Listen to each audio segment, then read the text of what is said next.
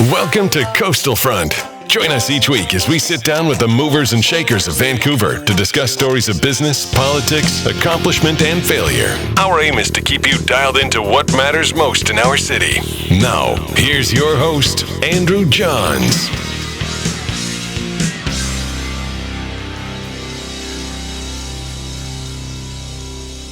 Okay, super excited to have Tim Brown, friend of mine, my lawyer. So anybody wants to mess with me, they got to know who they're going to be. I'm going to bring in for backup. Tim Brown, partner with Richard's Buell Sutton. Tim, thanks for coming on the show today. Glad to be here. So Tim, we were chatting a little bit before we started filming about Richard Buell Sutton, RBS, and you were telling me that it's the oldest law firm in British Columbia? In British Columbia. And our managing partner says, we're old because we're good. We're not good because we're old. Okay, that's good. Now, I want to get right into this. You're in my view, you're a phenomenal lawyer. I call you often to help me out with different things. And so today I want to talk about a few things that are of interest to you, which is related largely to taxes. And I also want to spend a little bit of time talking about estate planning, because I know that's important to a lot of people that I know. And you did a phenomenal job for Crystal and I on that in our estate planning. So maybe I could start with just some real simple questions that you can help answer, because I know a lot of people who are my stage of life. They're married, they have kids, they've got wealth, and they're building their wealth, and they don't have a will at all. So can you just give me what is kind of like the worst case scenario occurs for your children if there's a demise of parents at the same time? Mom and dad are driving downtown to go for an evening and tragically get hit by a bus and they're gone, and they have no will, and they've got 2 or 3 kids. Okay. Just because I want to sink that. I mean, maybe the answer is there's no problem, but I think that's not what you're going to tell me. No, because I want to sink this home to the people who don't have wills, who I think need to go out and get those done. Yeah. Well, again, there's the social aspect and there's the financial aspect. Yeah. Okay, so let's talk about both. Exactly. So let me tell one of my best way to tell points is sometimes give stories. Yeah. A guy in my high school, his parents passed away when he was so young, and I don't know if they had a will, if the will was just badly drafted. He turns 19, inherits millions of dollars, had all the money, all the friends money could buy, until he didn't have any more money. Right. I didn't know him that well, but it seemed like not a good idea. So in 1994, I was up in the interior drafting wills. I had a hotel room, and I had about a small little community, and I drafted about 40 wills. I got instructions, sent the wills up afterwards. And a lot of people at that time had kids who were like 5 or 6 years old, or maybe some of them 10. And generally speaking, we were saying when the kids get older at 25, they can be in charge of their money. So if you both die and your kids are younger, you both get half the estate. There's 2 kids, half the estate each at 25. So it's been quite funny how a lot of these people have been phoning me up in the last 10 years. They haven't updated their wills, and now they're saying, Tim, we've met our 25-year-old or our 24-year-old, and there's no way we're giving them half the money. So the reason I raise that point is if you don't have a will, it defaults to 19. Now, 19 when 1945 or 1939, those people were pretty mature. They kind of had to be. And a lot of times, people say the greatest generation, they matured earlier, people were getting married earlier, responsible earlier, had jobs. The average 19-year-old, I don't think necessarily as mature. Now, yeah, sure. I can't imagine the single generation in the last 1,000 years has ever thought that the next generation was any more mature than they were. Yeah. All people our age probably think every 19-year-old in every generation has always been, inappropriate or immature. But just think about how much more money there is often now, and the temptations of how to spend money inappropriately. You just don't. If you don't have a will, the kid's getting it at 19. Everything at 19. Yeah, straight out, and no restrictions. But let's say we're talking about the young family. So there's young kids. Family's got with after life insurance or something like that, they've got a net worth of $1 million to $3 million bucks. And the kids are preteen. What happens with no will? Like who gets the money? Okay, well the court, generally speaking, will find an administrator. It's not an executor; it's an administrator. Okay. And if there is nobody, the public guardian and trustee will do it. Who's that? It's a BC government agency. Oh, okay. It's a for-profit agency. It makes money. They charge 5%. It's that most corporate executives will charge less. They will generally charge quite a lot. They have like a long-standing contract with the provincial government or something? They are the provincial government. Oh, it's like a Crown Corp or something? I don't think it's, I don't think it's a corp. I think it's just the ministry. But it's for profit. Like the probate fees, they're for profit too. It's a tax, right? I mean, the government will make money. They just decided. I'm pretty sure the whole government's for profit. Yes, that's right. Last time I looked at my tax returns. Yeah, exactly. And these fees can be pretty high. And listen, they're fine. I've known some people who work at the PGT, the Public Garden Trustee's office, and they're good people. It's just, they will take it on, and nobody knows who they are though. Yeah. So the person who's running the money is not somebody you chose. It's a government bureaucrat. Right. And they'll probably farm it out to an appropriate accountant and maybe farm it out to an appropriate investment counsel. We don't know. They'll decide what they want to do. Yeah. Many years ago, they just bought BC bonds. Yeah. I'm pretty sure that situation has changed. I haven't looked into it recently, but I'm pretty sure they now do a more prudent investment model. But the point is, you don't know who it is. Yeah. And at 19, they're cutting the check. Right. And they charge a fee to manage it. And I said the fee's pretty high. And do they have any discretion after the age of 19 or no? Like 19 hits, like 19th birthday, and you're getting a big birthday present. If the kid's legally incapacitated, not capable, I think they won't have it. But if they're just drunk. Yeah, if they sober up for a couple of weeks and show up and go, here's my check. Right. Yeah, I imagine they're going to have a fun time. Okay, now what about the social side? Well, again, almost forget about the money. What's more important is who's going to look after the kids. Well, that's what I'm trying to get to, because I think like that. Yeah. So people say, should I have a will when I'm 19? I always say, look, having a will simplifies your estate for the people you leave behind. But as soon as you have kids, that's usually when people do get excited about having a will. Yeah, absolutely. And to me, you want to choose your guardian for your kids, because your closest relation may not be the best choice. Right. But often the closest relation is the one who comes forward and says, well, I should do this. Either I feel morally I should do it, or, I know the kids really well. But maybe they're not the one you want to choose. Maybe they're good with the kids, except for they believe in corporal punishment, or they belong to a religious group that you don't subscribe to. Maybe you used to, but now you don't. Yeah. So the point is, someone's going to get appointed, and it's probably not going to be the government. The government will look to a family member or someone appropriate. I have not done the research on this recently, but generally speaking, it'll be a family member, unless they're obviously wrong. Sometimes it's an older person, like a grandparent or a parent. But the point is, you're not choosing; someone's choosing for you. Yeah.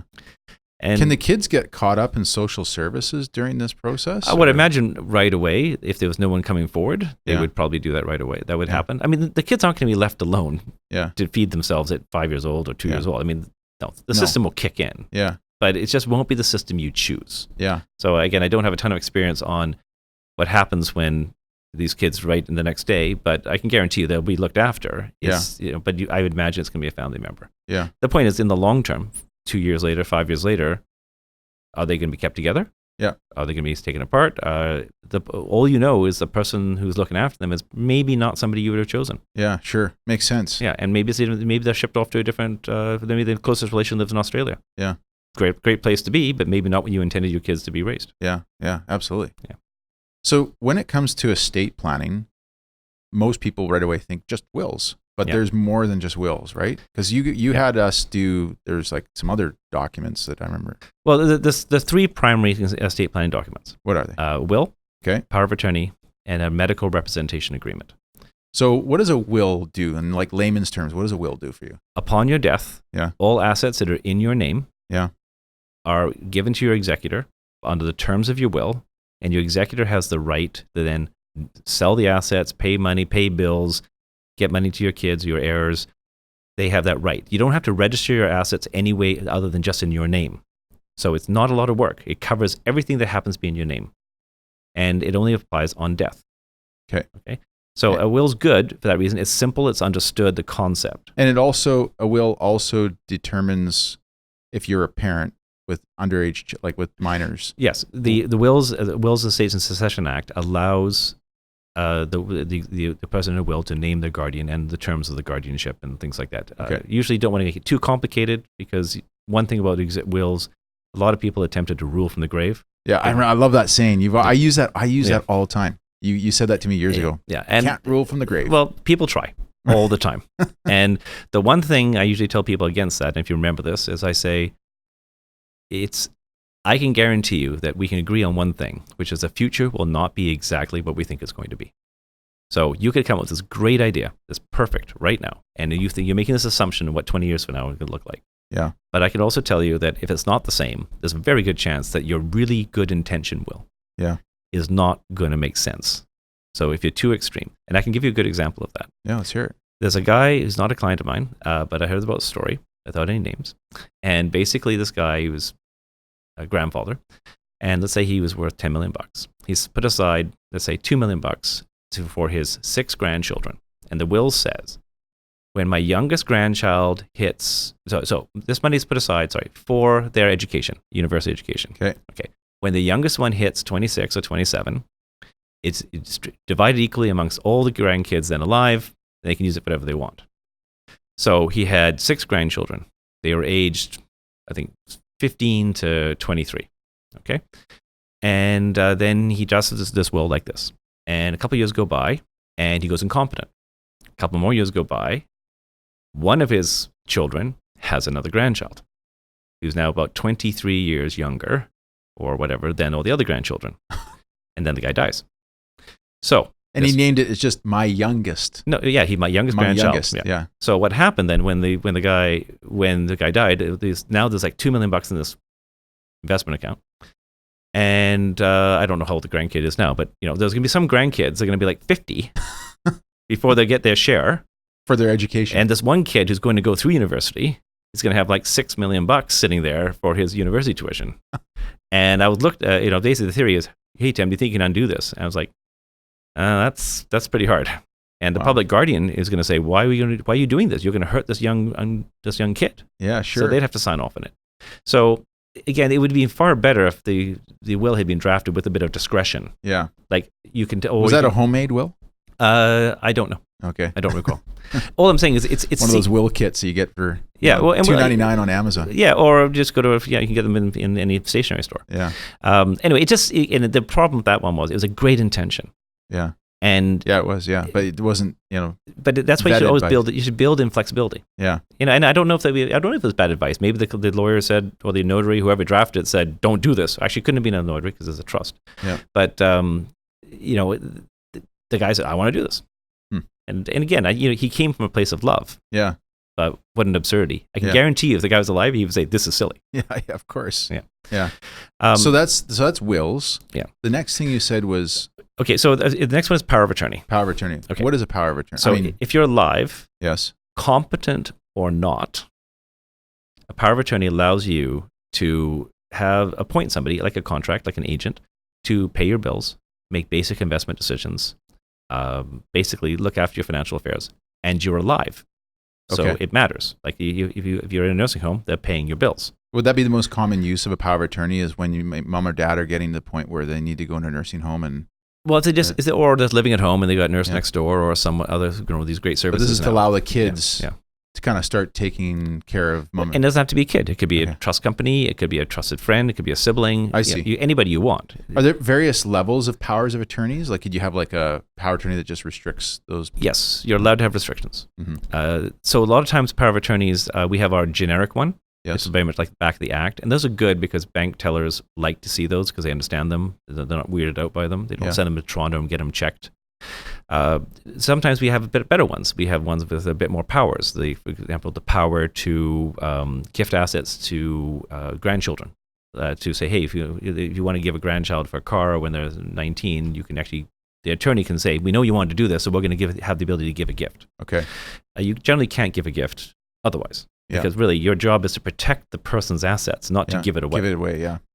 Between spouses who've been married a long time and a very good marriage, we often do give powers of attorney between spouses to gift assets away. Or let's say, again, we'll go back to Rachel and Frank. Let's say Rachel's got all the money, goes incompetent. Frank is her power of attorney. Frank can use her money to pay for his upkeep because he was relying upon that before. Yeah. If he suddenly can't use her money to pay for him, then maybe he can't afford to live in the house anymore. So it's a good idea to think about that. Mm-hmm. It doesn't have to always be that complicated. But power of attorneys are generally the simplest document and the most important, and they're generally pretty cheap because the standard form. We get creative ones that are not going to be that complicated. Yeah. We have some good extra clauses on them, like creating trusts and things. But so that's the power of attorney. Yeah. And then you said there was a third one. The medical representation agreement or a representation agreement. It's generally used for medical terms. Okay. So, hey, do I need to go into a nursing home? Do I need to have this operation? So this isn't a situation where someone's alive, Yes. but they're not able to make their own medical decisions at this point. Yeah, and the medical rep agreement, as we call them, allows people to also who are borderline incompetent, and you're allowed the power to suggest. So sometimes people are like, oh no, what should I should do? Well, I think you should have the surgery. It's got a 95% chance of success, and you're 80, and you should do it. Yeah. Oh, I'm afraid of needles. Well, that's not necessarily a good idea, right? Maybe they're so scared that they're not doing it. So the representative can help them in that circumstances. I see. Very few of my clients acquire these because, generally speaking, the default is the spouses and the adult kids and the parents anyway.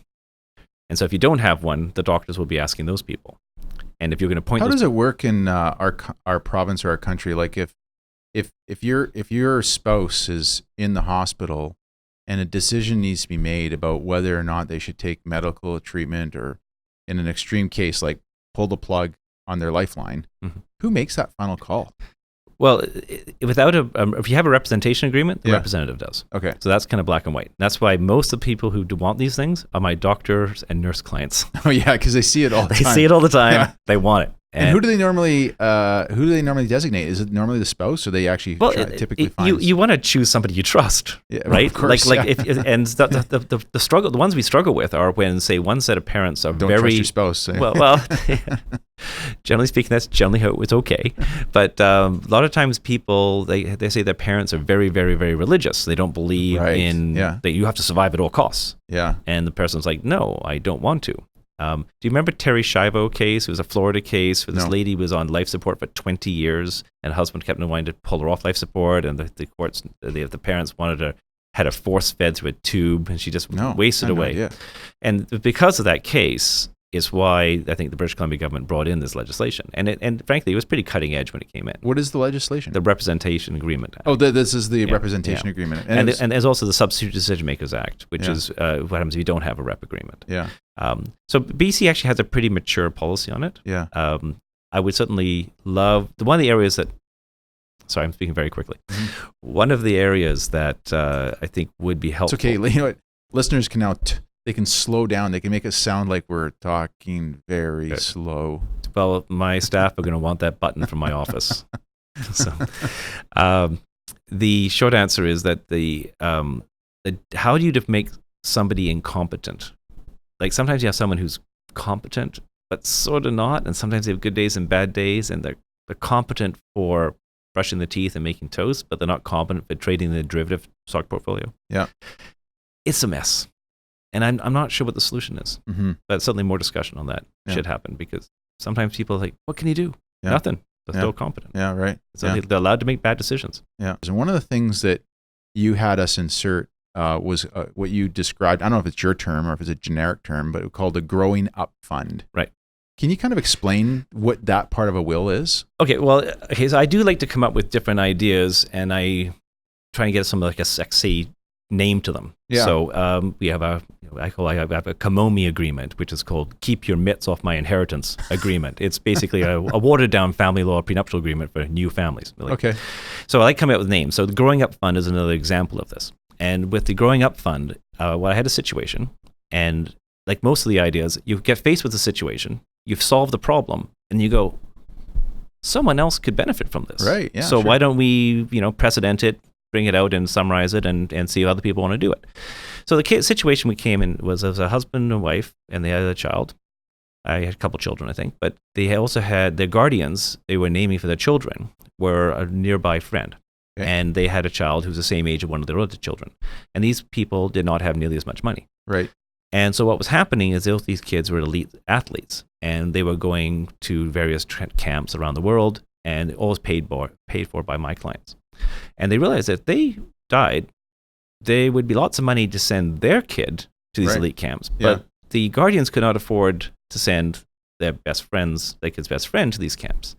So I said, why don't we design a trust? We take a sum of money, something that's not going to bankrupt the estate, but let's say if the estate's worth $5 million, $500,000, $300,000, put it into a little fund, only to be used for the benefit of the children of the deceased, plus the children of the guardians. Right. So if you want your kids to go off to private school and the guardians' kids can't afford it, you can use this money to pay for the kids going to private school. Yeah. You need to go out. You want your kids going to Disneyland 3 times before they turn 15. The guardians can pay for their kids to go. Yeah, sure. So because you don't want your kids deprived of what you think you've worked hard for. Yeah. But on the other hand, you can't really put a burden on the guardians. Yeah. So I dreamed that up, and we probably recommend it as one of the 50 or 60 or 70 things that we sometimes say, oh, you've got kids and the guardian, are they wealthy? No? Okay, well, have you thought about this? Yeah. And, drafting a will can sometimes take 25 minutes, half an hour. Having the questions and having the discussion with the clients, making sure we actually do what they want, and they go, oh my God, it's a great idea. That takes hours. It does. Sometimes an hour and a half, 2 hours. Yeah, it does. Yeah, no, I have to say, I really appreciate the attention you took with Crystal and I to get that done. You're champ in that way. And my team is, because actually you've moved on to a better person in my firm now, right?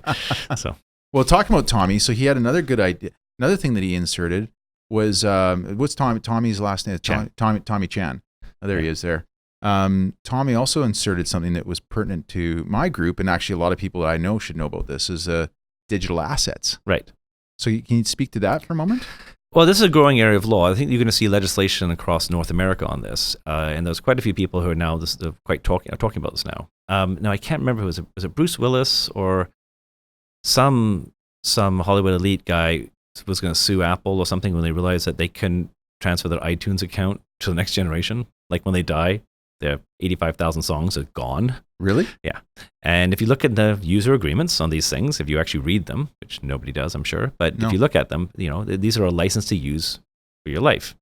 So if you don't like that, then you maybe have to go to a different music provider. But look at all the digital things you have. You've got a Google account, you've got a Facebook account. Who has access to that? Who gets to decide whether you delete things? Right. So it's just a growing area because this is a phenomenon. Yeah. And absolutely. It's really powerful now. So we put that in. That's a good point. Because the other day, I started to interrupt him, but I was looking at my kids wanted to watch a movie, and freaking kids are old enough now, they figure out how to buy movies. And I'm trying to get them to stop. I don't know if there's some adult thing you can put code in there.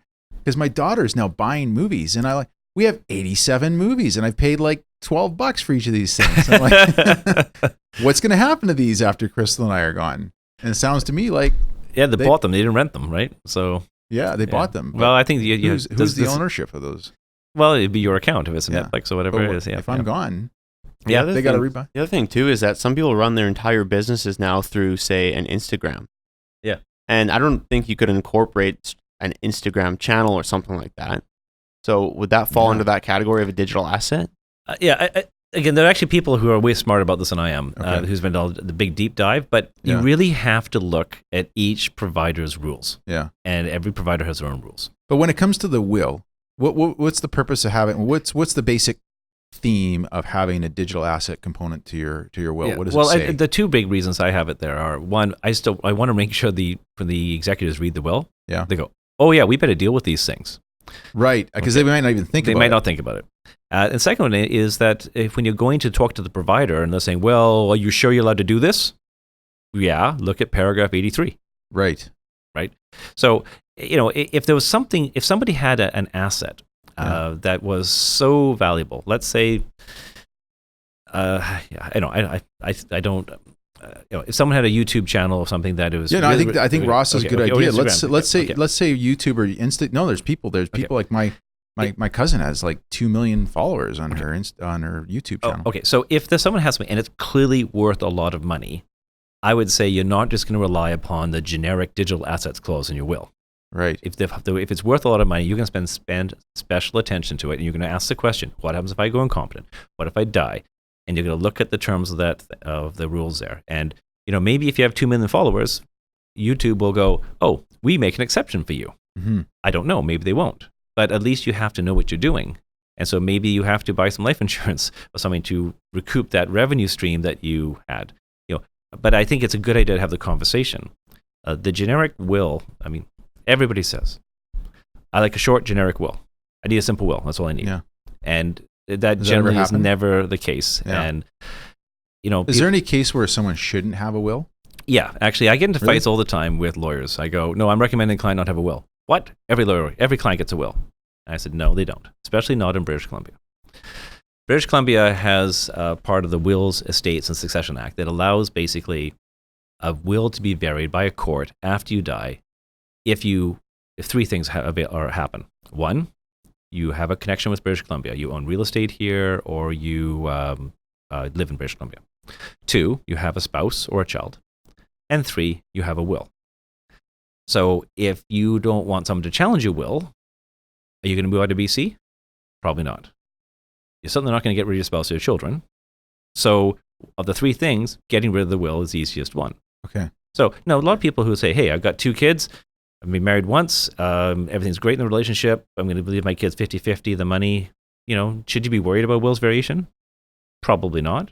There was a case from Saanich, I think from the 1990s, where the house was left, the state was left 50-50, and one kid goes, that's not fair. Went to court and got more. There's some facts in that case. I'm not sure if the lawyering is exactly equal in that. And this is under the Wills Variation Act. Well, it used to be the Wills Variation Act. Now it's Part 5 or 6 or something under WESA, the Wills, Estates and Succession Act. But it used to have its own statute. The basic theme here is that the provincial government has some laws in place in BC that can override a will.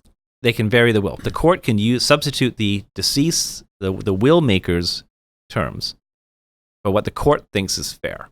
And is this unique to British Columbia? It's not unique. It's like, does Alberta have something like this? Of all the provinces in this country, I believe BC's is the easiest one to vary. Really? It came out of a UK legislation called the Dependents Relief Act in the 1900s, and British Columbia adopted it way early on. And they used to have to prove financial need.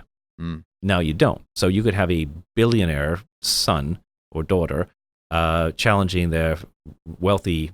Any parent doesn't have to be wealthy. You could have a really wealthy daughter challenging their parents' will because they know they can challenge it and they got lots of money, and everybody else in the family could have no money to fight it, so they just cave. It's not as simple as that. The courts get involved because they don't like abuse in this area, but it is basically a free-for-all. How long is this rule, this Variation Detail Act, how long has it been in place in BC? Over 100 years, I think. Oh, okay, so it's not like it's new. But what's new is in the 60s, 70s, or 80s, somewhere around there, they got rid of the requirement you had to have financial need. Financial need. Initially, it was called the Dependents Relief Act. So the idea initially was to say if mom and dad pass away and they've got an estate and they just don't like one of their kids, and that kid is in financial need, that child could then. Is that the whole page? Well, I think the basis, I'm not sure this is true, but this is a story I've always been told and I like it, which is some person in Victoria back in the 20s or 30s or whenever this first came out, unfortunately back in the day, the bad old days, men had most of the money. Right. And the guy died, left his money to his parakeet. His wife and kids didn't have any money. There's no social safety net. They were like suddenly that's now going to the BC government or the church to say, help us, help us, help us. So the government said, this doesn't seem right. We should allow a child or a dependent child or a dependent spouse to vary the will. And so they became the Dependents Relief Act. And I don't think anybody can disagree with that. Sure. And then it's been used recently, more recently. So then when they took out financial need, and then we bring in, so anybody can challenge whether they need the money or not. It's not fair. I just should get the same as my sister or my brother. But when you say anybody, you're talking about just children and children. Yeah. Spouse and children. Not grandchildren, not nephews, not nieces, not the really siblings. friendly next door neighbor that was mowing the lawn for free every Sunday. No, they have other avenues, but not nearly as easy as a Will's Variation Challenge. But what also is being used for a lot now is so there are some cultures who don't believe it's appropriate to leave money to women, right? And so they leave it more to men. BC's laws basically say, listen, we are a multicultural society, but in British Columbia, if you so this is where this act would be still used, beneficial. Yes, I mean it's beneficial in the sense that if there's a huge inequity there, they should be dealing with it. Sometimes that culture has adopted a thing where they gave a lot of money during lifetime, so it is actually fair if you look at the overall thing. So that's the thing. No case is the same. Okay. But that being said, going back to people who shouldn't get wills. Okay, so if you have a scenario, and this is not uncommon, where you have, let's say you have 2 children. Okay. One's a complete drug addict. They've already consumed half the resources of the entire family, and they're not getting any better. And the other person is struggling, has a young family, and you want to help them out. And if you have a will, the drug addict might go and hire a lawyer on a contingency and vary the will and get half, or get more than half because they need the help. And you can vary it not just because you're not getting the money, but you got restrictions on you getting the money. So maybe they say the drug addict doesn't get the money for 20 years. It gets paid to them over time with a trust company. Right. The drug addict goes, I don't like that. I want my money now. So they vary the will, not for the quantum, but for the restriction. The restriction, yeah. So they can get it sooner. Yeah. So if you don't want to, I don't like winning lawsuits. I know. A lawyer, what? I don't like winning lawsuits. I like not having a lawsuit. Yeah, avoiding them. I want to avoid the lawsuit in the first place. And I'm a solicitor. I do joke that litigators have horns and tails, and I'm a solicitor. I'm a nice lawyer. But if you can't avoid it, you fight it. But if you can avoid it, even most litigators will tell you avoiding a lawsuit is the better way to go. So in this scenario, if you don't have a will, there's no lawsuit. Because there's nothing to contest. Well, no. But it's the wills, the division of the WESA of the statute that says what you can do says the court may vary the will. Yeah. If there's no will, there's nothing to vary. Yeah. So lawyers, especially, sometimes lawyers who sort of dabble in this area, like, are you kidding me? You got to have a will. I said, show me the statute. Show me the law that says you have to have a will. And they go, well, the Trustee Act. No. The Wills of States and Succession Act. No. It says, if you have a will, this is what a will looks like. This could be a will. So going back to the thing about the will, if you don't have the will, there's nothing to vary. So what we do is we do non-will planning. If they're over 65, 65 and older, we can use joint partner trust, alter ego trust. We can put things in joint tenancy. Life insurance is great. We can name beneficiaries. They can be beneficiaries in a trust. There's so many things we can do. TFSA, no will needed. RIF, RSP, no will needed. So you go through all the assets and you figure out a way to get around them. So it's going to flow the way you want it to flow. Now, because of the new rules put on by the BC government, the property transfer tax issue becomes a big issue now. Before, family members could transfer things around generally okay. Now you can't. Just because it's so expensive. Well, but the rules now apply to, before we could move a house, for example, from a parent to two parents to a trust for them without property transfer tax. Now we have to pay full-on property transfer tax, which is absurd. And then in some cases, it can be over 4%, right? Yeah. If it's a big, expensive house, yeah. Okay, so we talked about wills. What are the things we're going to talk about? You remember? Well, one of the things we want to talk a bit about insurance. Life insurance. Yes. What are your thoughts on insurance? Life insurance. Well, I became uninsurable at 25, and I had swallowed some bacteria. My kidneys shut down, and I'm now insurable, but it took a long time. So one of the things I found is that I had to make myself self-insured pretty fast. So I ended up working really hard and saving my money. Your definition of self-insured is basically building wealth. Yeah, safe. Paid off my mortgage. Yeah. Did not go out for dinner. Yeah. A great night was a bottle of Leapfrog milk or Black Tower. Okay. I've moved up now. I like better wine now. But the idea is I had to do that. I had to put life insurance on my wife. And interestingly, within 12 months of both my kids being born, they had policies on their lives. They were $1,000 a year, dirt cheap. My son's 21 now. His policy is worth way more than, probably double what I paid for it.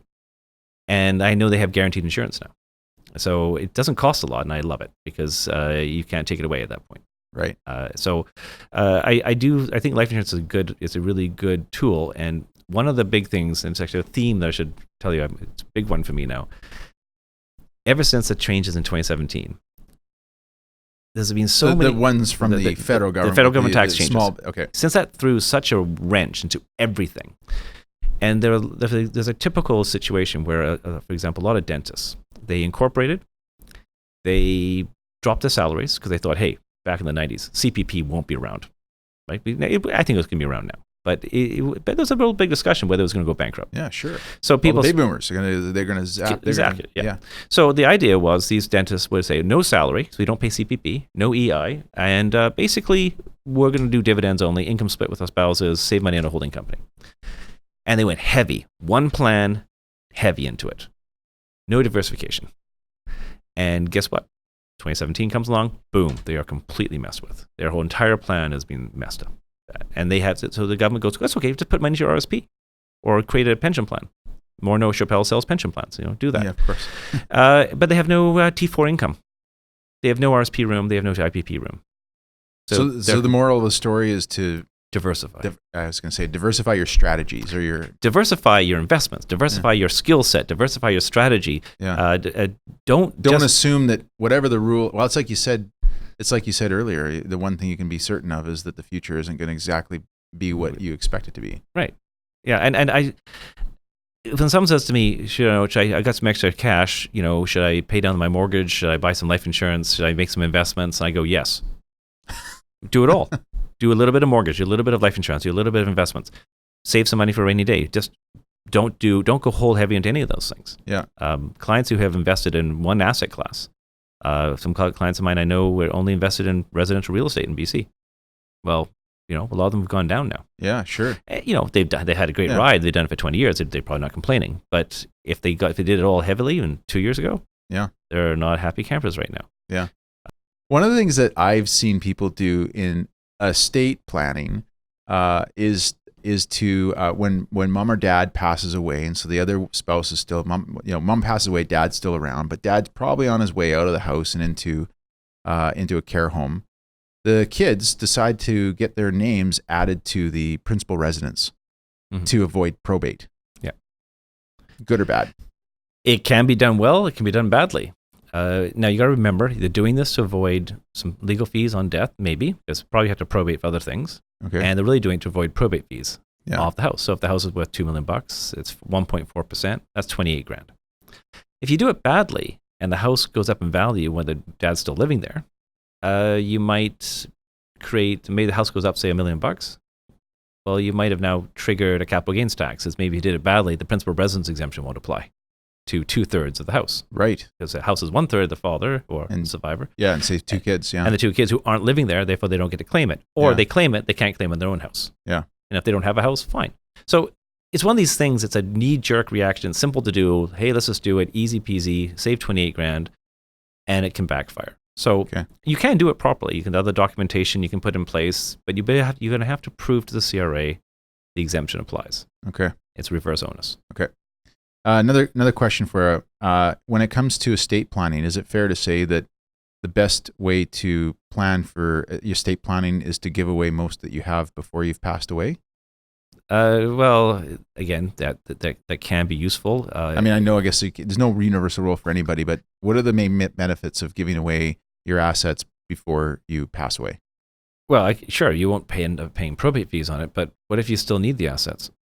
That's my own problem. If I had a client who was 90 in good health, why would I want to give them away all their assets? They go incompetent, now they get nothing, and maybe their next of kin who got the assets said, thanks very much, there's a nursing home somewhere in Tumbler Ridge for you. Mm-hmm. Tumbler Ridge is a great place, I'm sure, but if you live here, it's a bit of a commute. So the point is, I'm not a big fan of giving it away without restrictions. Giving it away into a trust that you can control, or there's someone is in charge of it, so you get all the value of the trust. I'm okay with that. Yeah, because the courts will enforce that. But giving it away just to avoid probate fees, and you give away pretty much everything. Yeah, that's a dangerous game. Could work out fine, but I would say I would lean against that unless the person had, if they're 99 years old, living in a nursing home, and they're competent, and they've been told they're not going to live very long. Sure, you have enough money for the comfort fund and enough, but then we're talking about a short period of time. They know something's going to happen. Yeah. But if it's you could be there 5 years, 10 years, I would not want to be depriving myself of my assets. Yeah, fair enough. Especially if you worked your whole life for it. Yeah. Yeah.